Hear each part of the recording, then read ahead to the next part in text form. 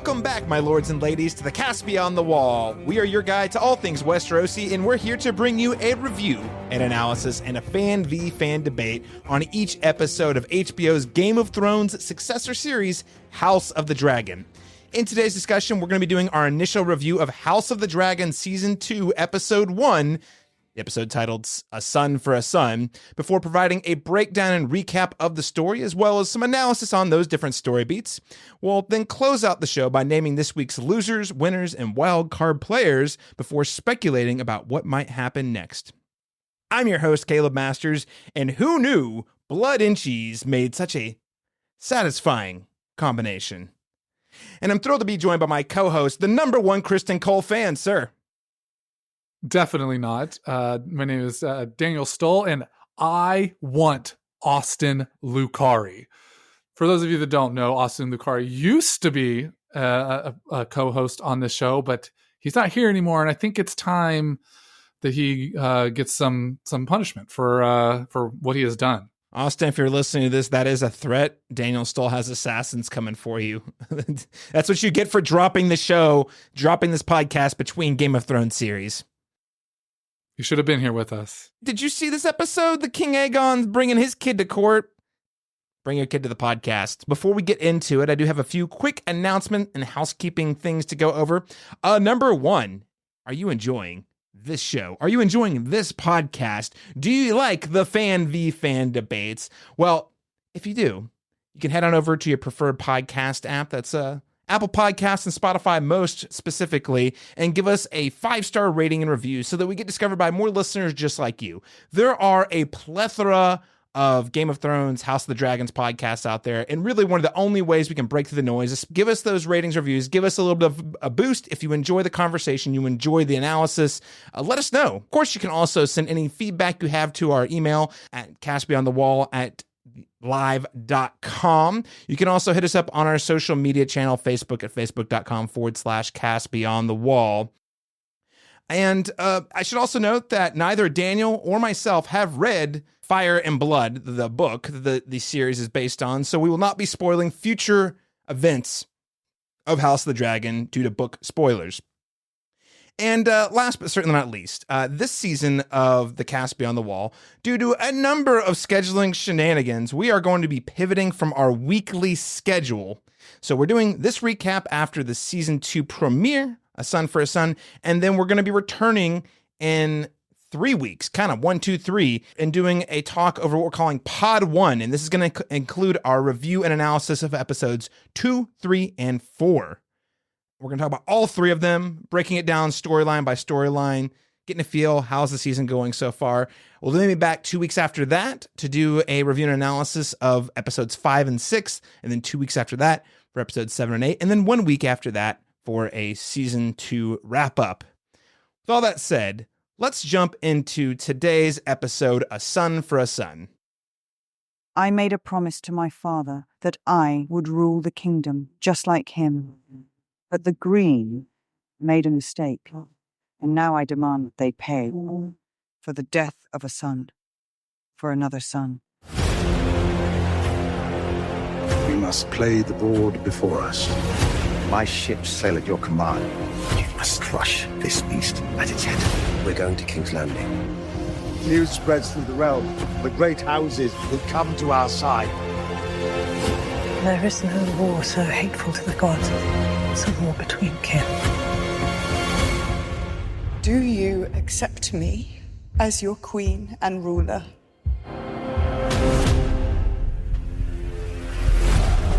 War is coming. Neither of us may win. I feel what I've begun. So, according to IMDb, the official synopsis for A Son for a Son reads, as Alicent grows concerned by Aegon's small council, Rhaenyra arrives at a fateful decision. So Daniel Stoll, number one Kristen Cole fan.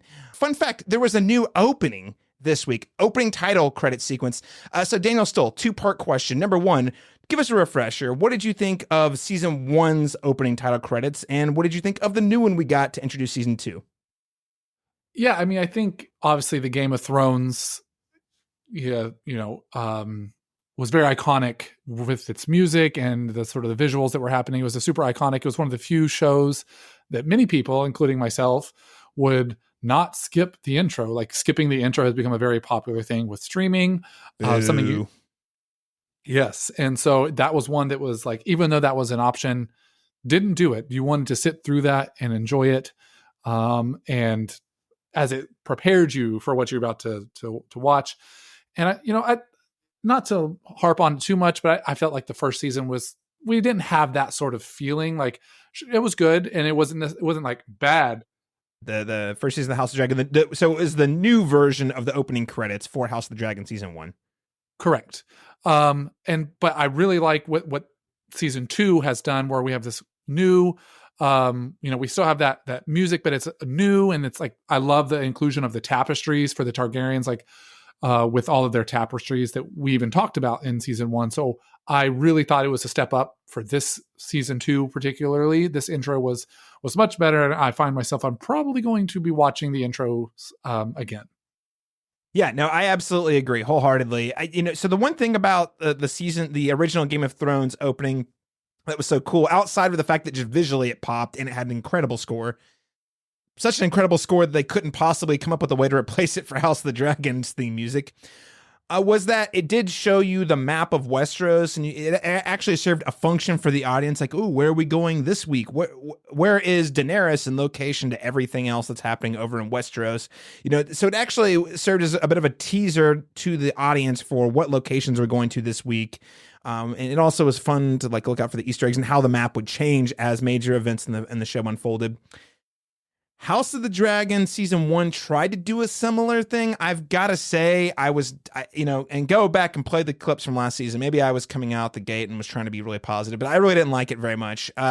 It was very hard to understand what was going on. The idea was that it was showing like the family lineage of the Targaryen bloodline by literally using blood dripping down this huge, I don't even know what you call it, monument. It really didn't work for me all that well. I mean, I was glad we had an opening, but it was nowhere near Game of Thrones. This one, House of the Dragon season 2, makes way more sense. It's very different from Game of Thrones, but it also serves the functional purpose of, hey, we're going to recap the story so far in the tapestry. So if you notice when you're watching the tapestry unfold, you actually get glimpses of the Doom of Valyria, which is where the Targaryens originated from, the dragons just annihilating, desolating a civilization.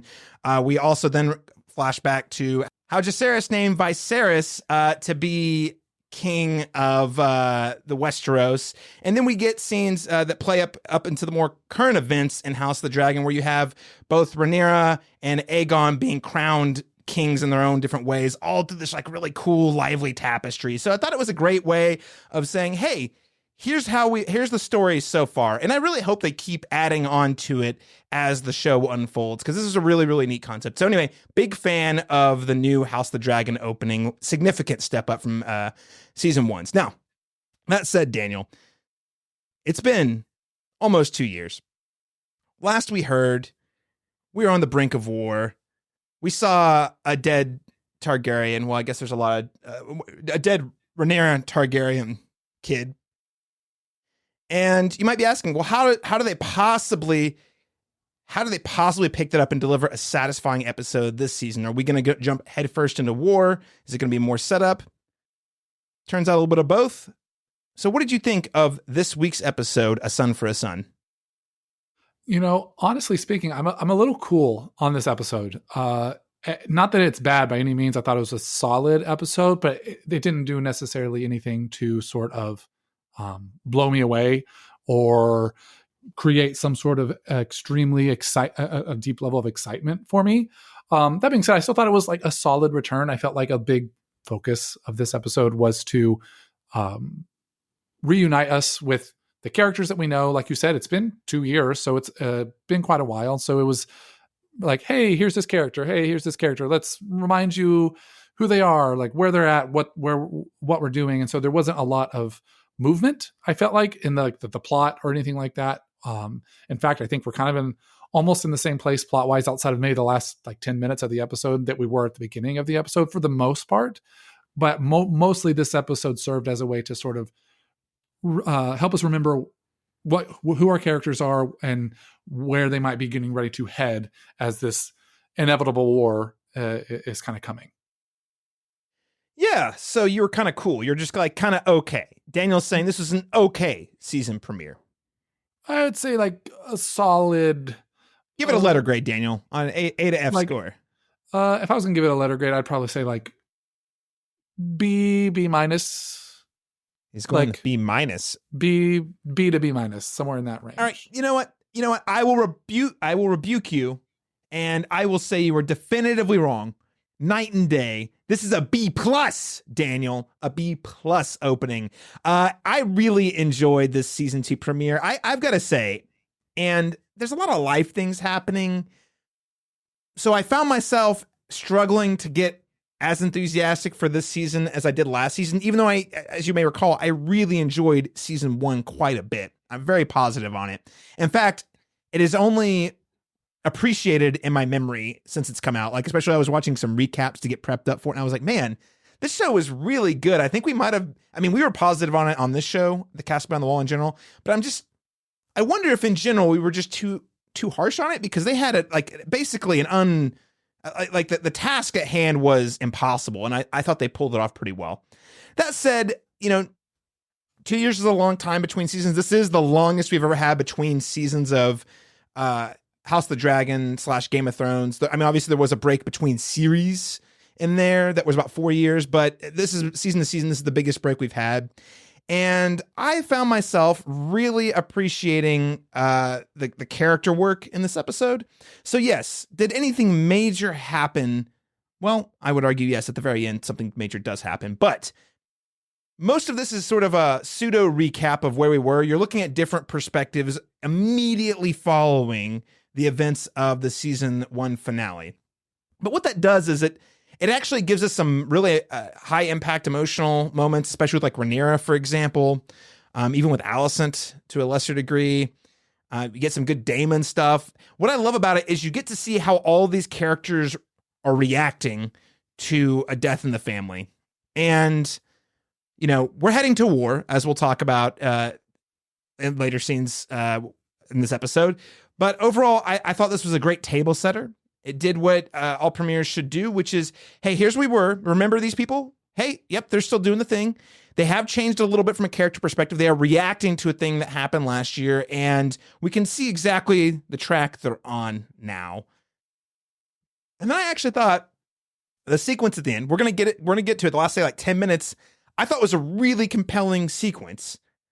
Now, how well it actually lands is going to greatly depend on how next week's episode opens, but for now, I'm pretty positive. So B plus. I will say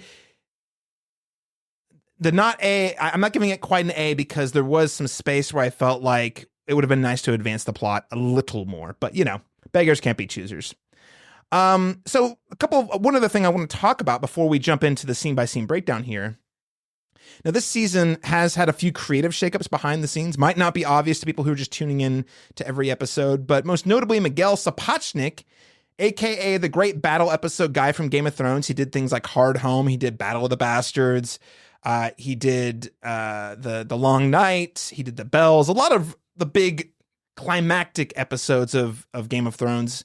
He was an executive producer and showrunner last year alongside Ryan Condal, and picked up more of the directing side of the duties. So he's out. He left he chose to leave after last season, and they have instead replaced him with Alan Taylor, who is a director who had worked on several important episodes of Game of Thrones as well, especially in those earlier seasons, most notably episode 9 of season 1, Baelor. Also most famously directed Terminator Genisys, as I like to call it. So I have to ask you, Daniel, did you notice any differences in terms of like the direction or change in terms of the vibe? It's only been one episode, so it's really hard to pinpoint any sort of significant differences. Like, were these just creative choices in this particular episode, or were there more? This is more of a style sort of thing. Like, kind of like I said, sort of at the beginning, I felt like this. Even though I felt like it was a solid episode, I feel like some of the episode felt a little bit more like muted to me. And what I mean by that is like I didn't feel like very big emotional moments or any sort of big reactions. It felt pretty muted is the word that I feel like most appropriately describes how I feel about it. And again, I don't know if that is like a director change or if this was that particular what they wanted to have this sort of episode be. So I think it's going to take a little bit more time for me to determine if there's like any sort of significant differences between the two. Yeah, I think that's about right. I will say here's an example of a difference. So season 1 premiere, the series premiere of House of the Dragon opens and there's a giant tournament, and the tournament's pretty inconsequential to the events of the episode. But man, it's a cool looking tournament. It looks flashy, it looks sexy, it looks expensive. We don't get anything like that in this episode. And I'm not saying that they needed that, but I did notice, would Miguel Sapochnik had found like some flashy way to open the show a little bit? I think probably, but I kind of like the emotional side, and that's what Alan Taylor has done best, quite frankly, is really powerful emotional character moments.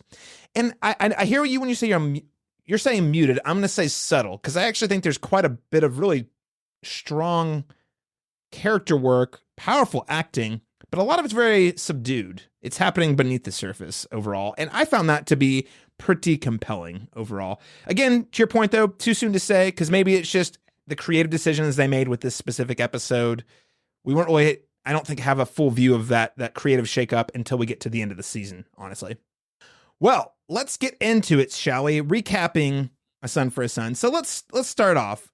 We're talking about the news of Lucerys arrives to the Blacks. It actually really arrives to the Seven Kingdoms, but we're going to start with the Blacks. Most notably, Jacaerys, or Jace, call him Jace for short, travels to Winterfell to recruit the Starks. He travels with Lord Cregan Stark all the way to the Wall. They've bonded. They've dined together. They've marched together to the Wall. They've looked out over the Wall, the same one that Tyrion Lannister will one day piss over. And that is where Jace receives the news that his brother has been killed. So Daniel, I have to ask, this is opening shot is with Winterfell and a sequence at the Wall more specifically. We even get the little motif, the themes of the Stark theme opening up as the ravens fly to Winterfell. So tell me, as a true Stark believer, the one who believes that they will one day rise again, does the opening with Winterfell and the Wall, does this play like fan service, or do you think it serves a larger, more meaningful purpose? I will admit, like in the moment, as soon as I recognized the score, I was like, oh, that's Winterfell. Like we're at the score. Like that's so cool. Like, and exciting. And I love the score and the themes that you're talking about for the Starks. And I was kind of like immediately sort of had that moment of like, oh, like I know this, like that's so cool. And I was excited by that. But then as I sort of reflected on the episode later, and as the episode continued, it didn't feel like anything significant happened there. And the more that I reflected on it, even though I thought it was a cool moment for me personally, I don't know if it really added anything to the story or to the show other than like fan service. So I think ultimately that's where I end up. Even though like hearing that score was exciting for me, I think it ends up being fan service by the end of it, because unless something about that conversation or the introduction of maybe the characters on the Wall, because we kind of slowly transition from like the importance of being how the Starks see being on the walls and really honorable and important, and how they pick like 1 of 10 or I can't remember the exact details of that conversation, but how they pick someone, and that's a very honorable thing. Unless somehow that becomes important later in the season, which I don't see how it could be, it does feel very fan servicey to me. Well, see, I'm going to do the opposite of what you're doing. I initially thought, hey, this feels like fan service. Listen, I was feeling emotional when I heard the Stark theme playing and you saw Winterfell for the first time in over 5 years, Daniel. It's been that long since Game of Thrones ended. Oh, boy. Yikes. That's a long time. But it's been long enough that it's now nostalgic. So I initially was like, yeah, just we are so back into Game of Thrones. Oh, wait, this feels like cheap fan service. Okay, I see what you're doing, show, and I don't like it. However, I actually came around to it. I think this is very important because the the scope of this season, as I understand it, is going to expand the scope. So last season, we were primarily focused on King's Landing almost the entire time. And this season, I think we're going to see more battles play out further away. I mean, I think we saw there was the battle over the Trident or whatever last season. But here, I think we're going to be seeing more like in places we recognize, whether it be Winterfell or River Run or, you know, any of those places that we know and are familiar with from Game of Thrones. So I think it was both. Yes, it's fan service, and it was a very fan servicey way to appeal to the audience. But at the same time, I do think by showing us the Starks and saying, hey, they're actually going to be in the fold, because they do pledge a certain amount of troops to Rhaenyra's cause, is saying the story has been very focused on the politics and the castles. Now we're going to show more of the little people. And I think we actually get a few different nods to that throughout the episode. So overall, I was pretty satisfied. I think it's actually a very smart, satisfying inclusion. It is familiar, but also I do think it serves a purpose. I mean, I could be wrong. Ask me again in 6 weeks or whenever the season's done, and I'll be like, actually, that was just cheap fan service. We then move to Dragonstone, where we get to see how Daemon is responding, and also Rhaenys. So Daemon insists that Rhaenyra's non-responsiveness is weakened. His plan is to strike back fast and hard. Meanwhile, Rhaenys suggests that Rhaenyra's grieving is normal and that she is not weak because she's a mother who has lost a child and has only found out via Raven. So, Daniel, a big thing, my takeaway from this whole episode is watching how people respond to a death, as I've already said. What did you make about their responses in this scene? Well, I think Rhaenys is clearly a lot healthier. I think that recognizing that there's a grief process that needs to take place, and the only way that you can really deal with grief is to feel it. By trying to suppress it or make it go away or deny it is just going to make that's not how you deal with grief. And so I think that her acknowledgement of like, hey, there's grief happening, and like that's however that person, you know, whoever needs to deal with it deals with it, like that's their own process, and giving space for that is a much healthier take than Daemon's sort of rash, impulsive, like respond, like I need to respond right now and do something right now, even though it's, you know, understandable. I think that having a more, you know, sort of subtle space is a lot healthier. And so, as we know, Daemon is impulsive and is a character that wants to take action and is rash. And so I think this makes perfect sense for his character. But that was a distinction that I was seeing of like Daemon being this wanting to be immediately aggressive and assertive without maybe taking some time to think about what the best course of action is. Whereas Rhaenys taking this more almost like humanistic sort of approach to the response of a death of a loved one. Yeah, I mean, I think that's about right. I think it really just foreshadows where these characters are going in terms of their approach to violence in general. I think you have Rhaenys, who's a little more subdued and trying to be a little more thoughtful and empathetic. This is something we continue to see from her following last season. Do you remember that time Rhaenys could have just nipped this whole thing in the bud and killed all the Greens in one fell swoop? Do you remember that? Do you think she regrets it? No, I don't think she does. I mean, Daemon even brings it up in the conversation where he points that out, like he would have done something there. I don't think she regrets it. I think that she seems to be a person of integrity and, like you said, empathy. And I think I think those are values that are important to her. And so I think that is what she's acting on.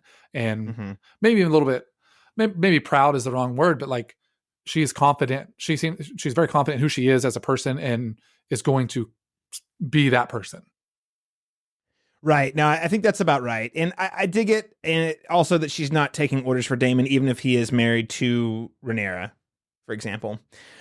We move on to Corlys, who's at the blockade. So Corlys, that's Lord Corlys Velaryon, aka the Sea Snake. He is also reflecting sadly on Luke's death. I guess he was his heir. I need to read back up on that because I kind of forgotten about that part of the deal. And he demands to a gentleman that his ship be ready for battle as soon as possible, and he has a brief exchange with one of his men. Now, initially, I thought, okay, this is a throwaway scene. I don't really know why we have it, but I do think that this guy is going to come back. Why do I know? Because I looked him up, and he's actually got a credited name as Alan of Hull. Now, I don't know anything about Alan of Hull, but the fact that they had a whole scene where Corlys is talking to this guy, I guess the guy who saved his life essentially in a conflict that happened off screen in the previous season. So this guy seems like he's going to be important. I think the whole takeaway for me in that scene was this. I mean, we'll find out, but I think this Alan of Hull guy is going to be a bigger player this season. I think. Did you make anything of this particular scene? Otherwise, it seemed like a throwaway scene to me. Yeah, I did not. I didn't know that he had that sort of credited named thing. For me, I was kind of in the same space of like that. This scene just serves as almost just like a, hey, remember that Lord Corlys is here. Like that's what I felt like the scene was like, and so in that sense, like yes, I saw it as a throwaway scene, and I don't know. I think maybe you're being too generous with that. Maybe we'll see as the season goes on. But yeah, to me, it was just like kind of hey, Lord Corlys.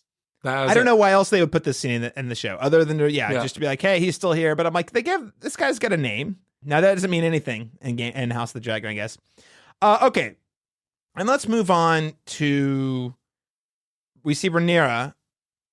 She does fly to the island near Harrenhal, I believe, where Luke's body has washed up and discovers that he is turbo dead. She has seen the body, or more or less like what's left of the body. And I have to ask Dave, I mean, we get to see her grieving. Why is this grieving scene so important? Because it doesn't really advance the plot in any way. I think talking about grief like we did a second ago, it seems really important to Rhaenyra. It's like she's one of the stages of grief is denial. And I think it's very easy to find yourself in the space of denial when you don't have physical proof in front of you. And we want to kind of cling to that when we go through grief. And that is clearly what's happening with her, is that she's kind of clinging to that denial. But then once she has the proof and the evidence in front of her, she can, obviously it's devastating to her in that moment, but then she can also begin to move forward with her grief. And so it's important, I think, for us to be a part of that, to see like how the real devastation, like she finally comes to terms with the devastation of it in that moment. And it's important for us to see how devastating it is for her. But then now we also get to see like how like you're talking about characters who react, like this is her reaction. Like we had her reaction a little bit at the beginning of last season, but like now it's really fully realized for her. She's no longer able to deny that her son is gone. And now we get to see her reaction from that moving forward. Right. And I mean, we're going to see, I think we do see her angry later in the episode, and we got to see a teeny tiny tease of that in the last scene of season 1. But here we get to see a mother who is essentially just grieving the loss of a son. And we get a couple of scenes like that I think are really important. It's easy in a show such as House of the Dragon to think, look at all these people. They're just bodies falling off of a dragon in a very bloody, devastating war for our amusement as the viewer. But I think it's important for us to take in that emotionality, even if we didn't get to see her relationship with her son all that much. Because of that, we needed to see this moment to understand what it is that she believes she has lost and how she has been wronged. I have another important question for you, Daniel. So, how did she find out? I mean, this is just a logistical question. How does she find out that her son got eaten by Vhagar, Aemon's dragon? Is there like a peasant hotline out there where they're like, "Oi, I just saw a dragon eat a dragon. I should go tell someone about this." Or is there like do the Ravens have like an internet connection? Hello, oi, I need to talk to Rhaenyra. Like, how does that work? They don't have smartphones to take video of this badass dragon fight. Did Aemon just send a card in the mail that said, "Rhaenyra, it was me.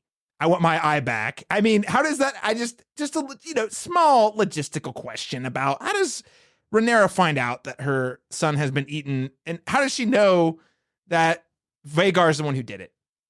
Yeah, that's a good point. I actually hadn't thought about that at all. I just sort of took it for what it was when they showed us that at the end of last season. That I guess I would come to the conclusion that Aemond in some way must have said something, because otherwise he's just missing, right? Like he never comes back. We don't know what happened. That's what I'm saying. Like, so that is interesting logistical point, which I don't, at the end of the day, don't know if it matters too much, but I never thought about it like that. That's interesting. Aemond must have said something, is what my off screen just said, like, by the way, he gone. Like, I don't know. Like, my dragon ain't his dragon. I'm going to maintain that there's a peasant hotline. 911. Oi, dragon attack near Harrod Hall. Looks like it might be a royal. I don't know. Yeah, you know what? You do that, Caleb. You keep believing that. Listen, I have not seen any evidence on the contrary. How else does this news spread? Okay. I mean, I guess, to your point though, I guess by the time we got to Game of Thrones, they figured out teleportation. So maybe it's something kind of like that. All right, let's move on to the Greens though. So we've seen the Blacks in mourning. On the side of the Greens, we have Aegon's new small council. Now, a couple of things that I want to touch on before we get to the actual small council scene. Number one is that Aegon wants to bring his son, Jaehaerys, named after the king who crowned Viserys king, to the small council meeting. He's like, it's bring your kid to work day. I'm so pumped. We're going to get into like the logistics of the scene in a moment, but there's a whole scene where he's like looking around. He's like, Helena, my sister/wife, where is our child? I want to mentor him in the ways of the king, which I thought was a nice change of pace. I'm sure he felt like he had been slighted by his own dad, who did not do that with him. Yeah, I think that that's interesting. I don't really know what's going on there, to be honest with you. Like, I don't know why he felt the need to bring him there, other than to maybe, like, it seems like obviously he's immature, he's a child and all that. And we'll get into more of that, as we continue to talk about this episode. But I think that it was like almost just like, at least maybe I'm jumping ahead a little bit here, but in the moment at the council, like, it was just like a way for him to like have some fun. Like, I don't know. Like, I think I'm not exactly sure what his motivations were here. I'm psychoanalyzing it. I'm saying he's like, my dad was bad dad and did not include me on king lessons on how to be a king. I mean, we saw last season that he basically didn't even want to be the king up until the moment he did. And, this is his way of trying to show his dad, or show his kid what his job actually entails. Now, of course, it gets out of hand in the small council meeting. Anyway, I thought it was a noteworthy choice. Or maybe they're just trying to build in a way for us to sympathize with good old incestuous father-son moment before bad things happen. Okay, but before then, Daniel, I have to ask you, number one, Kristen Cole fan.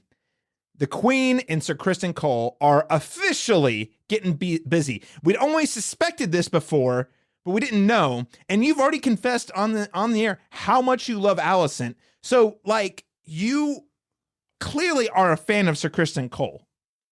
This slander has got to stop, Caleb. I'm clearly Kristen Cole's number one hater. In fact, this moment was like actually so infuriating to me, and I get more infuriated with him as the episode continues. But so if we recall back to season 1, Rhaenyra comes to Cole with a proposal of like, hey, like, I've got to do my thing, political stuff, but we can still hang out and have some fun. And he's like, no, I will not be your whore, blah, blah, blah, or whatever. He has some sort of like bullshit reason about his code and blah, blah, blah, blah. And then all of a sudden he's fine with breaking that code and being Alicent's whore, basically the same setup that would have happened before. Like, the hypocrisy on this guy has got to stop. Like, I'm like, Daemon should have been trying to kill Cole. Like, that's where the assassination should have gone. Like, let's get him out of here. Like, he's clearly like totally fluid with his code or whatever. Like, get him out of here. So you're not happy about this bombshell revelation, because I figured you'd be pretty happy. I mean, your two favorite characters are just in love, essentially. Yeah, I don't know where you're getting this, Caleb. I don't know if you're not listening. I don't know what's going on, but the gaslighting that you're trying to do right here has got to stop. Listen, you can't see it. There's a logo on his fan that says, "I love Kristen Cole. I wish I were him." Right now, that's what I'm saying. Just That's wait. what I'm saying. Just wait until we talk about what happens later in the episode and the problems that I have with him. Oh boy. Yeah, I don't have much to add. I think the hypocrisy that you nailed it. I mean, this dude last year was all about his honor, his duty. Rhaenyra, how dare you insist that I not I'm your side piece, essentially. Meanwhile, 10 years later, yeah, I'm in bed with the queen. Roof, roof, roof. Yeah, let's go. Yeah, man, I don't get this guy. But it seems like it's working out for him, at least in this episode. We'll have to see. But moving on to that small council meeting.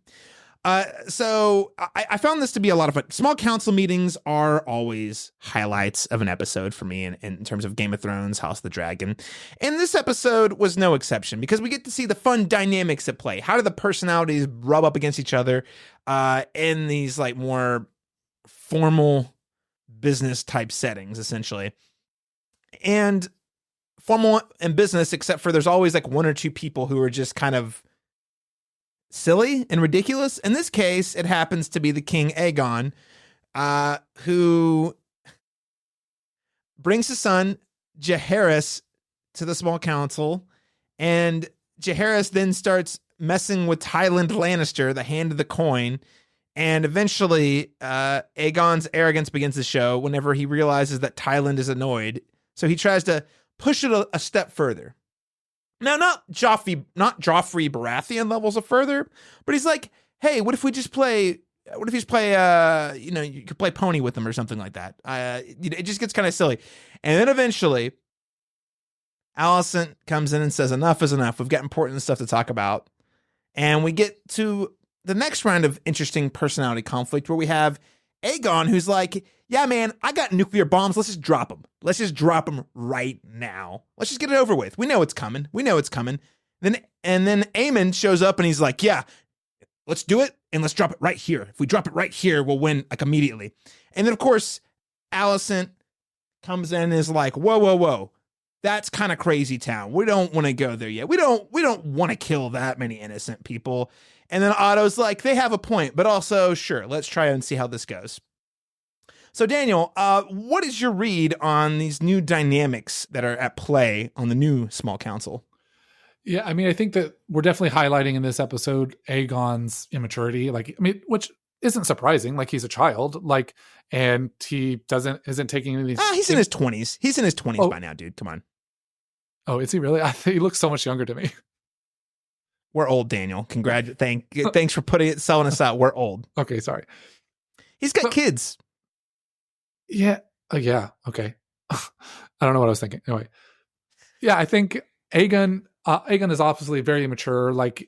He's still very young and is not really equipped to handle the throne. I think that's being highlighted pretty clearly in this episode, that he doesn't really know what he's doing. He doesn't, and also doesn't really have what it takes to be like a good leader. And so, but then also it's showing that his abuse of power as well in this setup. And I think it's going to really be whether or not Alicent and Otto can come together, which we'll get to in an upcoming scene and pull, basically pulling the reins a little bit of the council right now and lead them in the right direction. I think they're the most sort of have the best intentions, or maybe not best intentions, but are the most intelligent and wise in the way it comes to making these choices. And it's whether or not they are able to do that in a way that doesn't make the other people feel like they're being controlled. Yeah, I thought this was it is reminiscent of the Joffrey Baratheon storyline from Game of Thrones, except for Aegon's no Joffrey. He's not that sadistic, at least not yet. And I think I like about this is a guy who I think actually wants to be a good king, but as you said, has no inkling on how to do it. And as we'll talk about here in a little bit, right now he doesn't really know what he's doing, so he has to lean on Otto and Alicent to a lesser degree. But I think he really wants to figure out how to be his own king at the end of the day. Again, his intention, even with let's just use the dragons to blow stuff up was all with the idea of like, how can we get this over as fast as possible? We also get a scene right after the small council where Larys Strong, the strong boy, he stops Alicent and reveals that he has completed his task of questioning all of her servants and killed any of the ones that were no longer loyal to her, which is, ooh, man, this guy just jumped straight to like execution stage. And then we immediately after that see Alicent taking a bath with a bunch of new servants who she seems very uncomfortable around. So, I thought, Larys doesn't really, he gets 2 small scenes in this episode. I thought they were both really telling. Again, as I said last year, Larys is probably one of the bigger shadow players in terms of, well, he doesn't really have full authority, but he's got a lot of skeletons in the closet on a lot of people, and he knows right when to pull those strings to get what he wants. Daniel, what was your take on this interaction with Alicent? Yeah, I think dude's a simp. He's willing. He clearly is just willing to do whatever it takes to make her happy. And somehow, also in addition with that sort of other scene where he talks about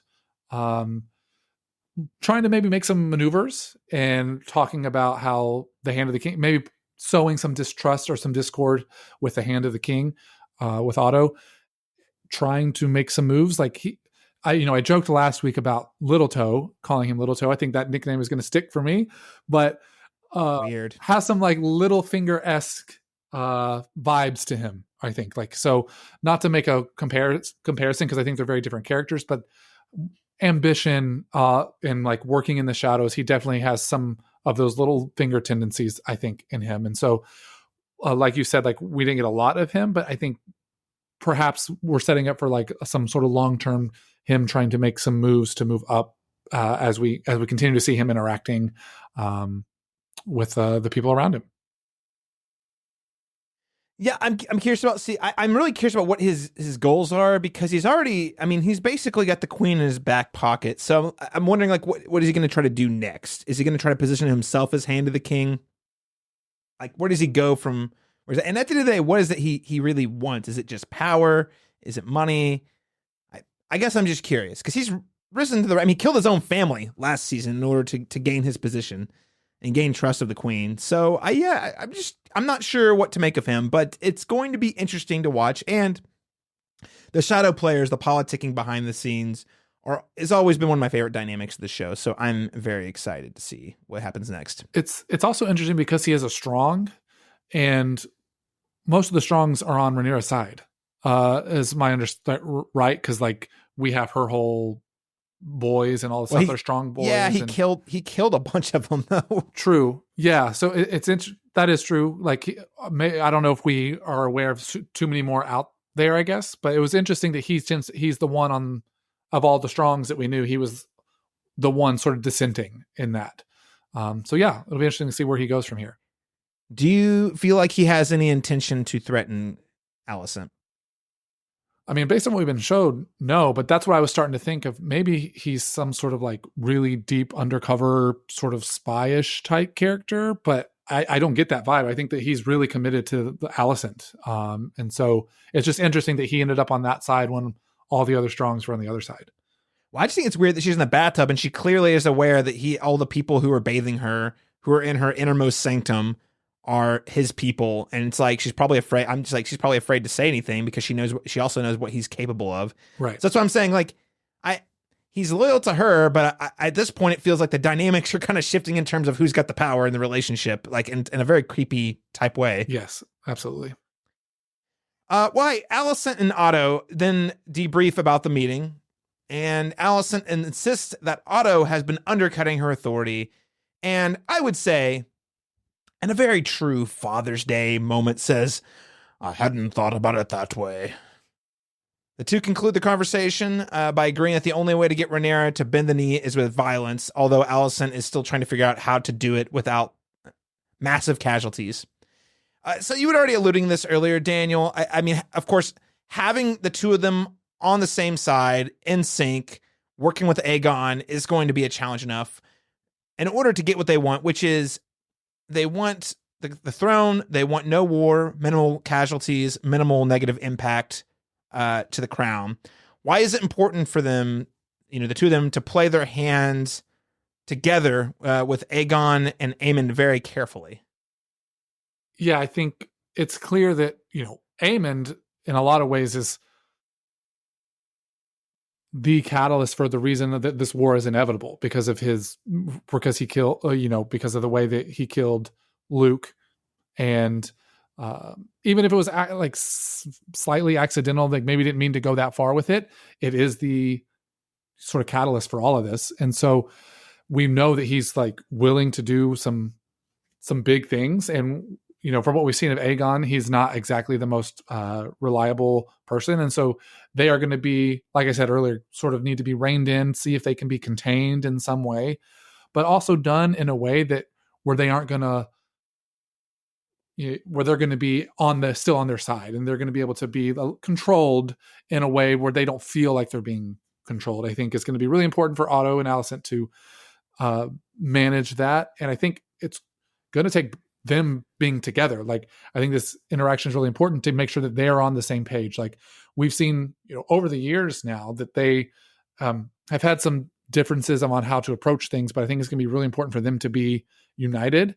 And even as Alicent is saying that Otto isn't undercutting her, that she still has her power, because if that ever feels like it's gone, the ability to control Aegon is going to begin to be lost if Alicent doesn't have her power in that relationship. What does it say about the role of women, do you think, that she feels threatened by the way Otto has talked to her in public settings? I mean, it's no surprise that, especially in a world like this, that women are typically seen as objects and not as having full autonomous power. That's the whole thing with Rhaenyra not being able to be the heiress because she was a woman. Like, I think that's very clear from season one. A very big theme of Game of Thrones in general is that women are not given the opportunity, or they are seen as like tools, not as fully fleshed people in the same way that men are. And she is obviously very aware of that and is trying to explain that to her father, hoping that she can have her father's support in that process. I thought it was interesting that, the stereotype is, silence the women. But in this case, I actually find what's happening to be maybe even more devastating to Alicent's influence, which is let them talk, but then undercut them to take away their power. So it's like, I'm not silencing you. I mean, you have an opinion at the table, but I'm just ignoring it, or I'm spinning it in such a way that no one takes it seriously, which is something, I mean, I don't know about you. As men on this podcast, I could say I've seen that happen in, meetings at work, in casual conversations, normal thing that happens, unfortunately. But I think it's really interesting that we're seeing it happen at this level, even in House of the Dragon.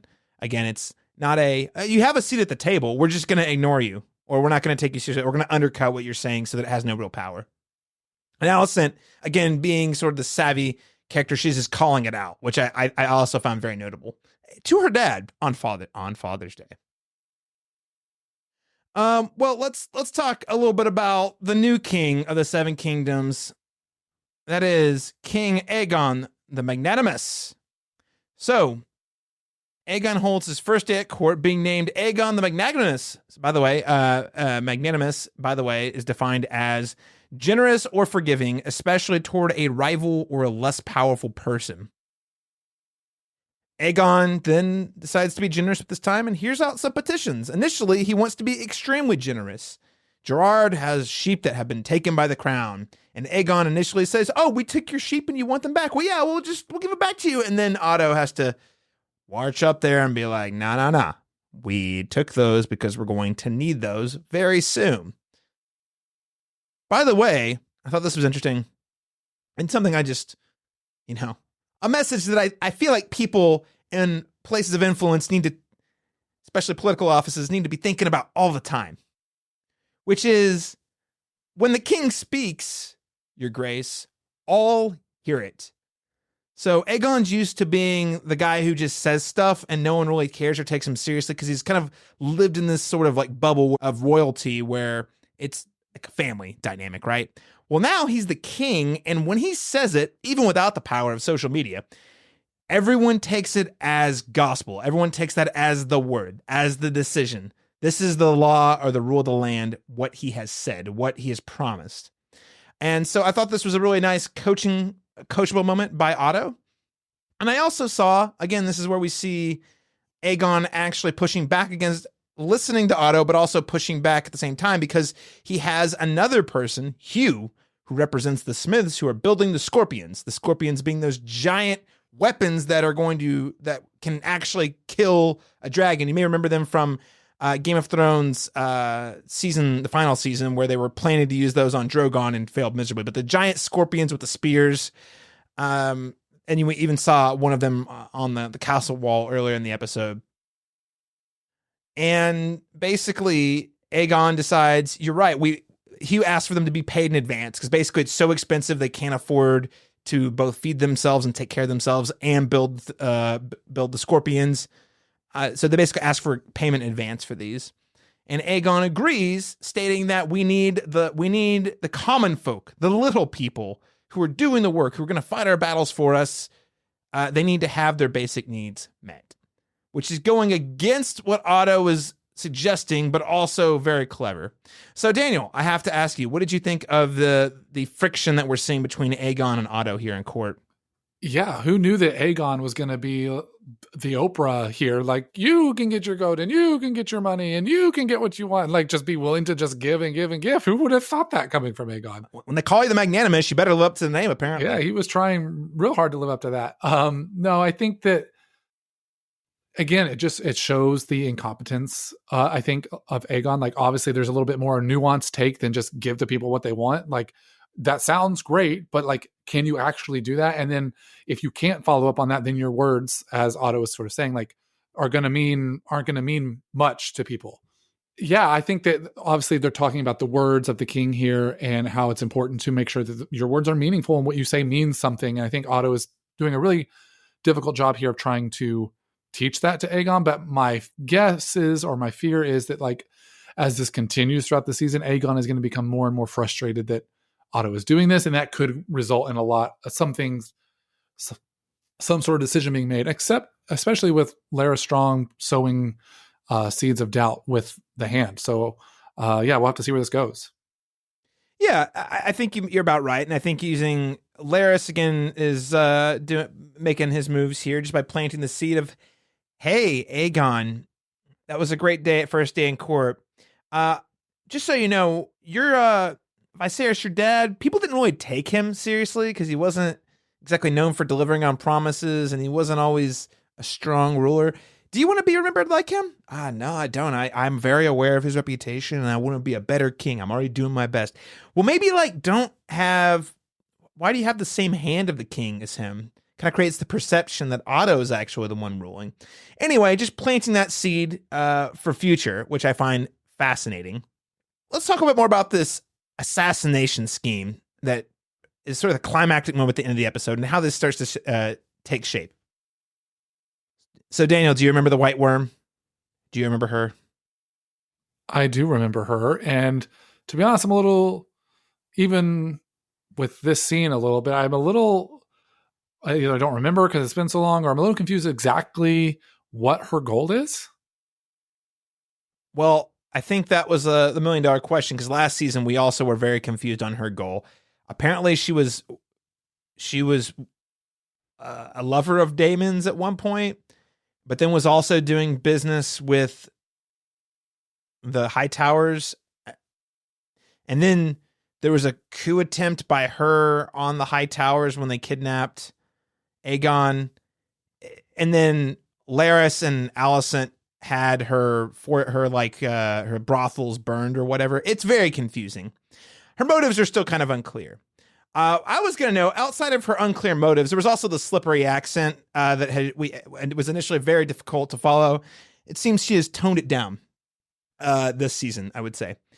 But the White Worm, played by Sonoya Mizuno, an actress I quite like a lot, mostly from Alex Garland movies.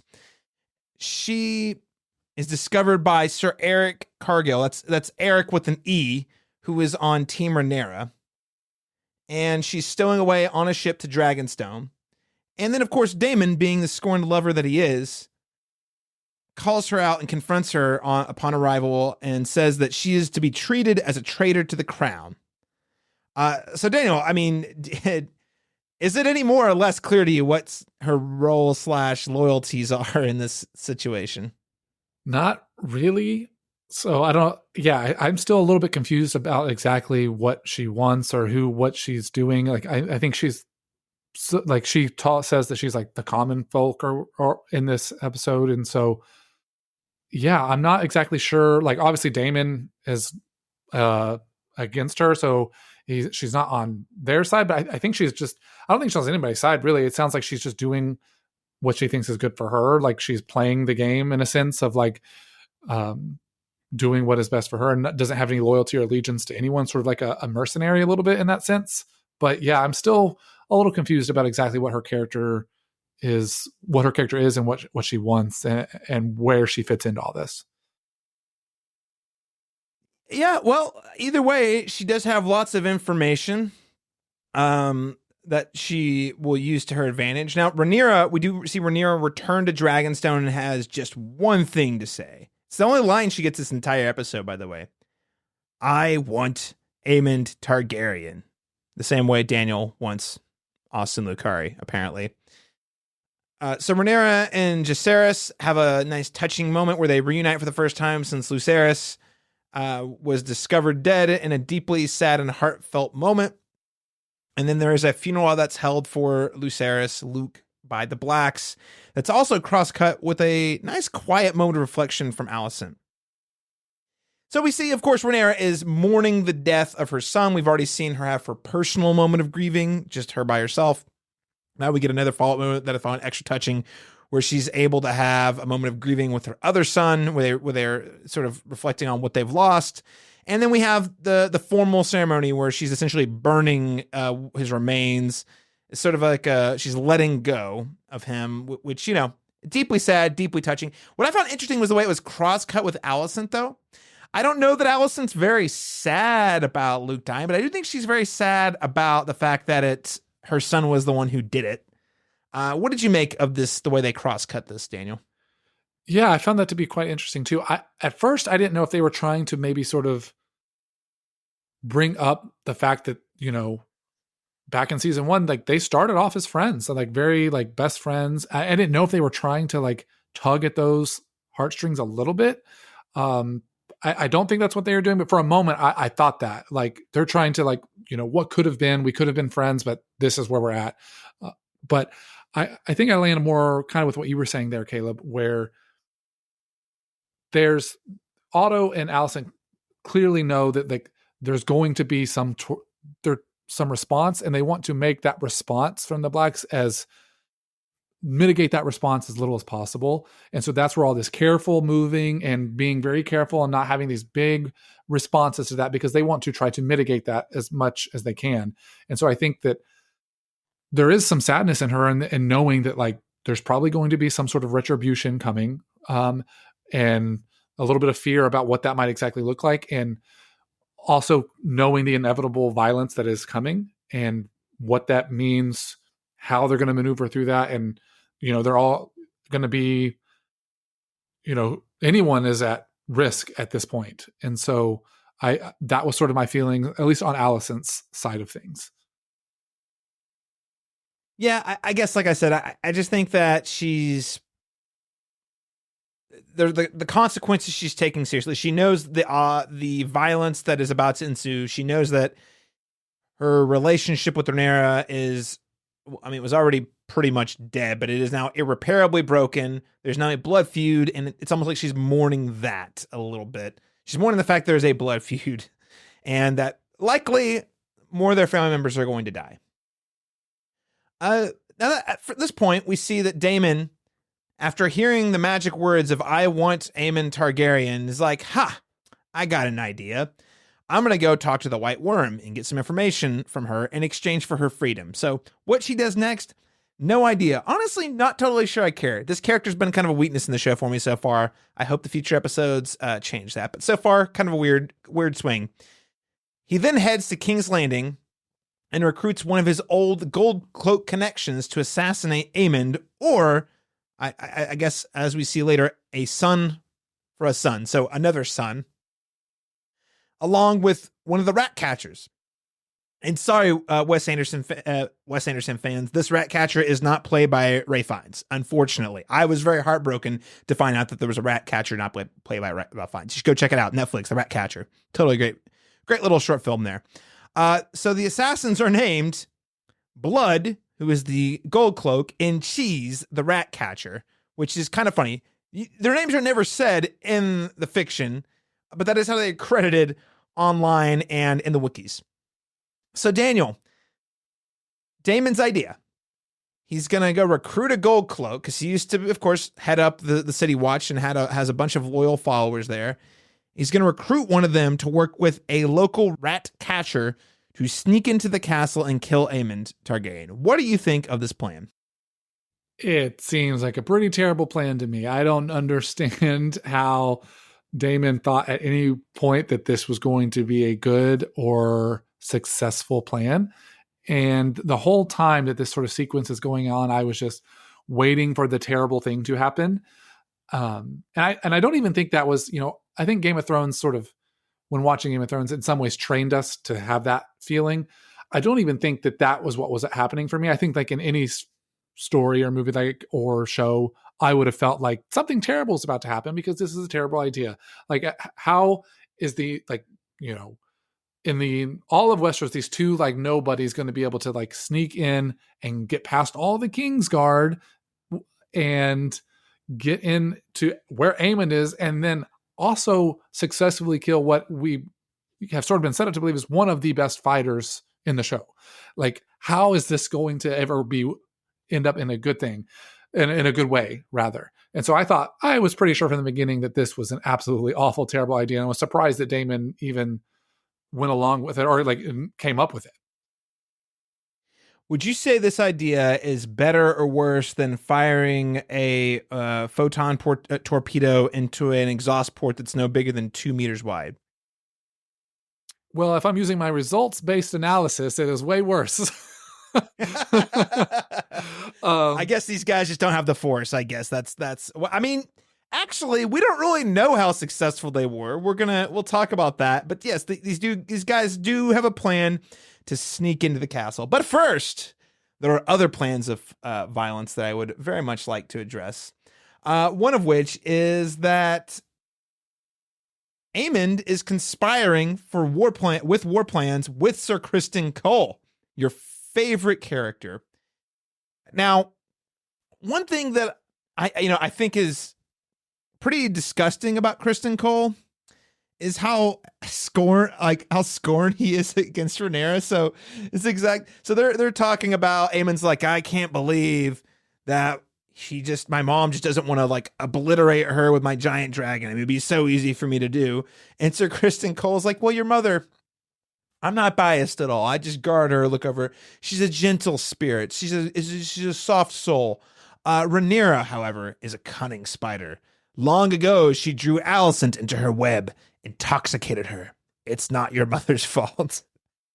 So Daniel, I know you're going to have those words printed on you're going to have them tattooed on your skin, really. I mean, what do you think about this little exchange here? I mean, this dude is just like such a, like we talked about Larys Strong being a simp, like Criston Cole is an incel. Like like, I don't know how else to describe him. Like, he's just so, like, you're talking about like the scorned lover. Like, this was what, 15, 20 years ago at this point. He's actively sleeping with the queen, and he's still hung up on this thing that happened. There was at one night. Like, come on, bro, get over yourself. And like you said, he's now doing the thing that he was mad at her for wanting him to do. Exactly. Like, this guy has no integrity. He's a knight of the King's Guard. He guards the queen, in fact. I mean, what are you talking about? His integrity is his middle name. Okay, well, before we get carried away on the hate train here, we do see that Otto, he's got like spider senses. Sir Criston Cole is conspiring with Aemon. I must make an appearance to stop this from happening. It's kind of funny how he does this a couple times in the episode. But Otto Hightower walks in and shuts it down. He shuts it down. And then he tries to reason with Aemond, where he's basically like, listen, you want vengeance, I want vengeance. You want power, I want power. Let's work together. But it's really important that you don't, accidentally start a war like you just did. So maybe if you're just a little patient, we're going to get the people we want, and then you can drop the nuke with the dragon on top of them, okay? You can drop the bomb later. So what do you think? Do you think this is going to be a successful attempt by Otto to influence Aemond, or do you think Aemond's going to shrug him off as a cranky old man? I mean, I think Aemon's pretty much going to do what he wants to do. Maybe Otto can sow a little bit of restraint, but I mean, if the first season is to show us for anything, like Aemond is a character that does what he wants, regardless of what other people say or think, and all the way back to like stealing the dragon that he now possesses to killing Luke, even if it was a little bit like, I think there was not exactly the fully intended. There was definitely a whoopsie daisy look on his face after he did that. Yeah. So, but he's willing to. He's very confident and assured of himself and his abilities, and so I think he feels like he holds the power in most of his situations. Like as I recall, he even recalled himself the upgrade of Daemon. So I think he is pretty gonna do whatever he wants to do. He's not as much of a loose cannon maybe as like Aegon might be, but he does have some like thought, and then he doesn't just do whatever he wants to do without thinking. But I do think if he feels that something is right or should be done, like he's gonna do it. Yeah, I mean he's his own boss at this point. Like I think he understands what the boundaries are, and he likes to push them. You know what I mean? Like he's like, yeah. I'm not gonna intentionally cause a war. But if my Dragon Vagar is just carried away because we're playing chicken against the kid's will, then yeah, it's going to happen. No, I think you're right. He's going to play by his own rules with the loyalties remaining to the Hightowers, to Alicent, to Aegon. That said, I do get the sense that he knows he's got the goods. He knows he's probably the biggest asset they have in the war, given his dragon and his craft as a fighter. You know what I mean? He's very skilled in that area. All right, well let's talk about this assassination sequence. Let's talk about it. So it's actually pretty interesting. You get this like long take. Of course, Cheese and Blood are having an argument that Cheese doesn't want to actually go into where the royals live, and Blood's like, that's the whole reason we're here, bro, is to get into this room to kill the kid, the son of the sun. It unfolds. It's pretty impressive. A lot of suspense, because I honestly, I think you and I were both like, yeah, well, there's no way he's going to kill Aemond. I knew that wasn't going to happen. So it's sort of like waiting for the bad thing to happen. I think you said it really well earlier, Daniel. It's like, okay, we know this is Game of Thrones. We know something bad is going to happen. It's just the question is going to be what bad thing will happen. And yes, a bad, awful thing does happen at the end, but I would say bad thing, stupid thing. This whole thing feels aggressively stupid. These guys, it's kind of crazy that these guys, they were smart enough to get in the right place, but did not know how to read the room or play out the scenario with Helaena. They had Helaena cornered. They took their eyes off of her for any given second, which was just crazy. Secondly, they didn't know how to read whether she was lying or not when they asked for which child was the son. What did you think of this sequence overall? I think stupid is a great descriptor. I think the whole time I was just like, these buffoons, how is Daemon putting all of this high level assassination in the hands of these buffoons? Like, it felt very ridiculous, and not in a like it was ridiculous in the show, but just like how like it felt very reasonable for the show's sake, but how did these people end up in this situation and get themselves in this, like you said, like it was so obvious from the beginning that like Aemond was not going to be harmed in any way. So what's the bad thing that's going to happen? I just kept thinking they're going to get themselves killed. I thought that was like basically the extent, but it gets way worse real quick because of them trying to sort of like rush into this situation. And so I thought this was easily the best sequence of the whole episode. I thought it was really well done. I did feel like, even though I knew that something bad was going to happen, I felt like there was I did feel the tension that you're talking about. So I thought this was the highlight of the episode for me. Yeah, I thought this was really cool that it was kind of risky. They put the last 10 minutes focused on these two characters named Blood and Cheese that we've never met before, and they were kind of funny to watch. Again, the stupidity was kind of the point. It was funny to see these guys, again, be competent enough to get there, but also just so dumb. Yeah, they didn't know how to read Helena when they had her hostage. When they had her hostage, they didn't even know how to be a good kidnapper. They had her in the room, and they walked away when they were trying to figure out which kid to kill. My question for you, Daniel, is did they kill the right kid? Yeah, that's what was, I guess we don't actually know that yet. They make it kind of seem like they're pretty confident that they're killing the son, not the daughter, which is Jaehaerys. Yeah, they're killing Jaehaerys. And so, but obviously we don't actually have that information yet because nobody comments on it and we don't get to see any of the reactions from anybody. So yeah, we're led to believe that they did get the right son and the title is A Son for a Son, but we really won't get to know that information until the next episode. Yeah, I tend to think that they got the right kid, but I don't know. I tend to think that. I don't have any information. That's just a gut feeling because I really think it could go either way. Either way, there's a dead Targaryen kid. That means war. The blood feud is on. And frankly, by the way, this is all Daemon's fault. This was a stupid plan. And just between Aemond and Daemon, which, by the way, what is it? The anagram of the same name? Oh, you just you move the D to the end and you got Aemond. These guys are the problem. They're just causing violence for no reason other than because they're bored. Honestly, it's insane. And I have to say, especially with the very last shot where we do get Kristen Cole with Alicent at the end, dude, like if you were not sitting there banging the queen, he's probably supposed to be guarding them, right? Like he should be guarding the heirs or out doing his job, but he has all these like integrity issues, so he's sleeping with Alicent, and then that happens as a result of that too. And so Kristen Cole again, another like to be blamed in some way.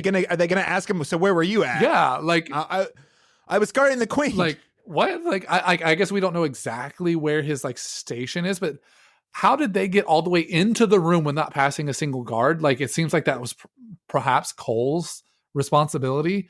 So like that puts him in some hot water, which I'm happy for, I guess. But it's just like, maybe it does. Like we'll see. But that's maybe what my take was a little bit with that last shot of like, oh, like because you were sleeping with Alicent, like you weren't stationed where you're supposed to be. So this like terrible thing happened and it could bring some heat his direction.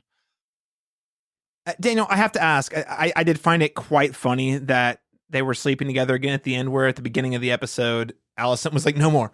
We can't do it again. We're done. We're through. And of course, by the end of the episode, they're already at it again. Those crazy kids. No wonder the grandkids are getting knocked off left and right. Jeez Louise. Kingsguard. Guard the king's kids. That's your job. You have one job, Sir Kristen Cole. And it's not being mopey and sleeping with the queen, I'll say.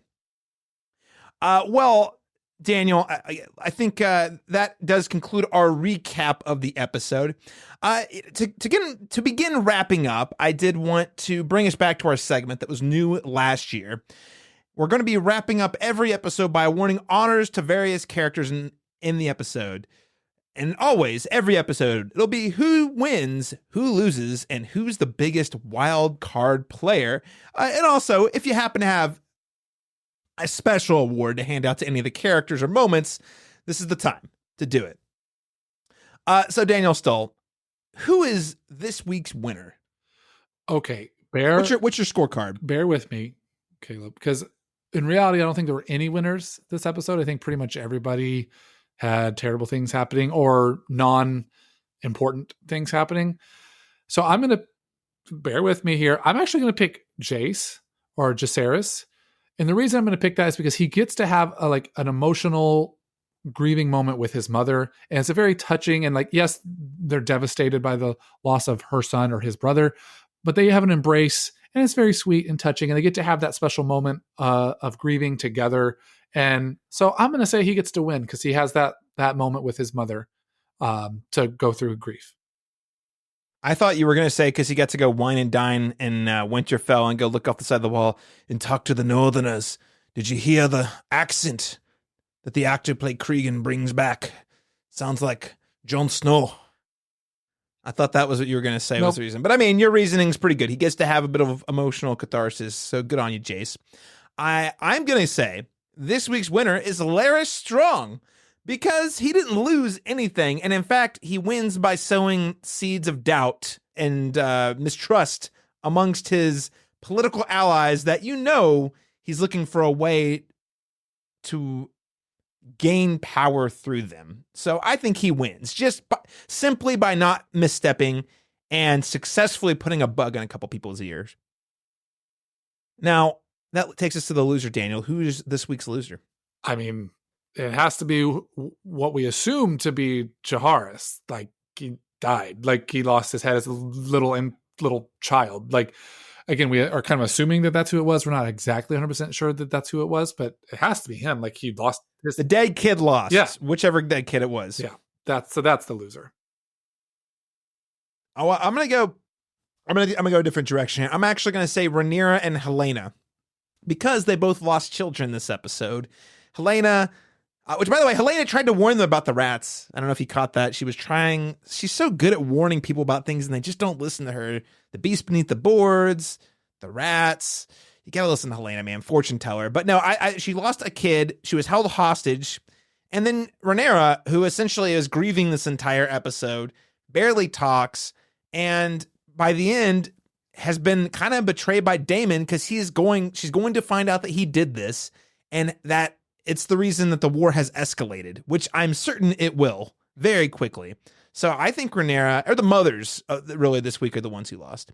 How about this week's wild card, Daniel? For me, I actually went with Larys Strong. I think that we're still unsure of exactly what his motivations are. And obviously, like you said, for your reasons for winning, like he's sowing some seeds of doubt, but to what end, we don't know. So he's still one that I'm just haven't put my finger on completely. And so we're going to continue to see how where he heads. You haven't put your little finger on yet? I mean, our little toe. Little toe. I'm going to go Sir Kristen Cole, because he's honestly, I thought about putting him down for the winner too, because he's getting what he wants. He's getting in bed with the queen, literally. He's got a privileged position as a member of the Kingsguard. He's sitting there game planning with Aemon. I mean, this guy's kind of made it, honestly. But I'm going to say wild card because I don't know which direction he's going to go next week when, as you put it, he's probably going to get blamed for not being on guard, for the dead Targaryen kid. And I also wonder at what point, is he gonna remain loyal to Alicent, or is she going to discard him at some point? So wild card for me this week, Sir Kristen Cole, man who's sort of living it up, even though he sucks at his job. I do have a special award to give out this week, Daniel Stoll. How about you? I do have a special award. All right, name it. My special award, once I name it, it'll be pretty obvious who the winner of that award is the Beavis and Butthead Award, Blood and Cheese. Yeah, like that's basically some big dummies. Like that's what they are. So I mean, they are both Beavis and Butthead, but they do succeed at their goals. Technically, I think we'll find out next episode. I'm gonna go, and I'm sorry, listeners, if I had named this award last season, well, I'm bringing it back again. It's a new year. I'm giving out the Peter Baelish Accent Slipping Memorial. The Peter Baelish Accent Slipping Memorial Award, and I'm awarding it to the White Worm, played by Sonoya Mizuno, who has worked very hard on that accent from last season. I couldn't understand 90% of what she was saying last year. This year, clean. I could hear it. She still got an accent. Subtle. Very understandable. They took that feedback from last season, I'm pretty sure, and they're like, all right, how can we make it better this year? So that deserves to be in the league with my man, Peter Baelish, played by Aidan Gillen. So congrats to Sonoya Mizuno. Can't wait to see what you do next. Please make sense of the White Worm's motives, because I'm still very confused about all that. Daniel, is there anything else you'd like to add about this episode of House of the Dragon? No, I think, like I said, it's a solid episode. I'm a little cool on it overall, but I am still very much excited to continue and get some of the dragon fights that we've been promised. So excited to get to that. Yeah, I think this is a great table setter. I think the season's only 8 episodes long versus the normal 10. So I do think we're going to get a jam-packed season. And so I expect to see some dominoes start to fall next week or the week after pretty soon. I think there's going to be some big battles, some big twists coming our way. And I overall am very excited about the future of the season. Daniel, what are you expecting or thinking we may see in the season 2 ahead? I don't have a preview for next week because they don't have a title or a synopsis out yet. Yeah, I think if we're looking at the whole season, I think like we're definitely going to get, some dragon sequences, some dragon battles. There'll probably be some more deaths. I think I think that's pretty inevitable at this point. The question really is how fast are we going to move through this story?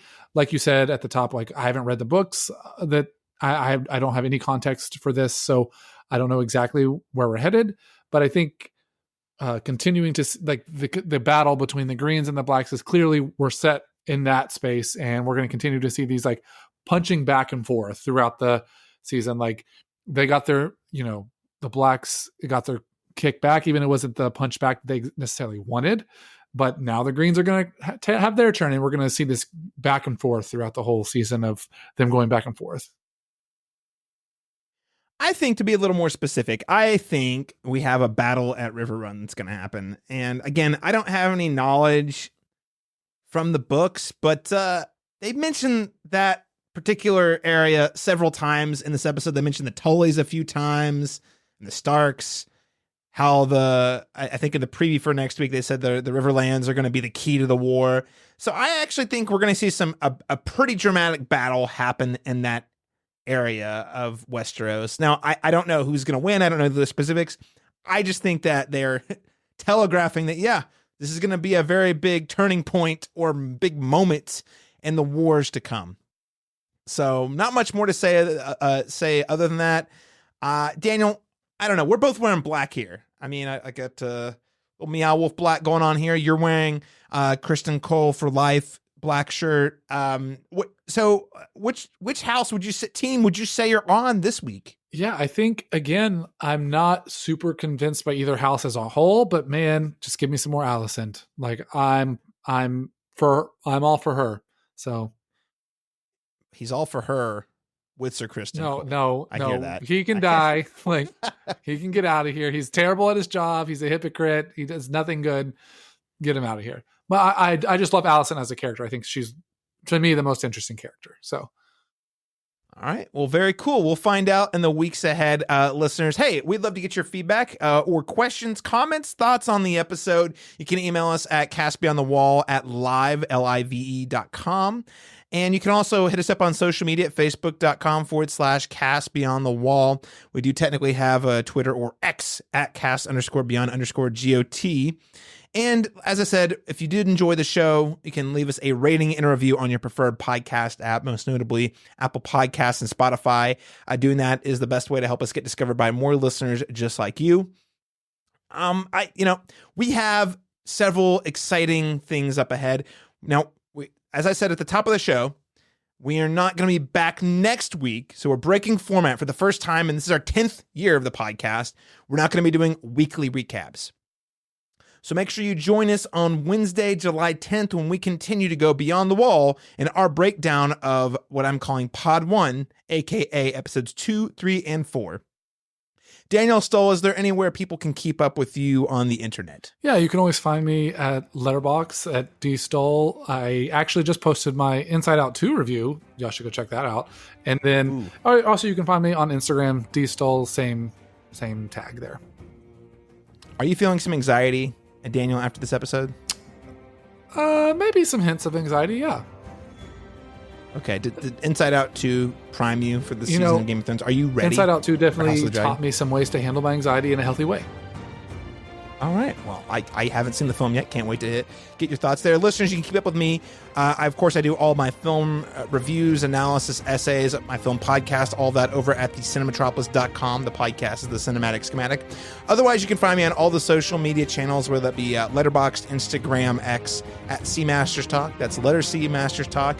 If I have House of the Dragon takes not on this podcast, that is where you'll find them. Thanks so much for tuning into our recap of the Season 2 premiere of House of the Dragon, everyone. Until next time, fly with me. It is command.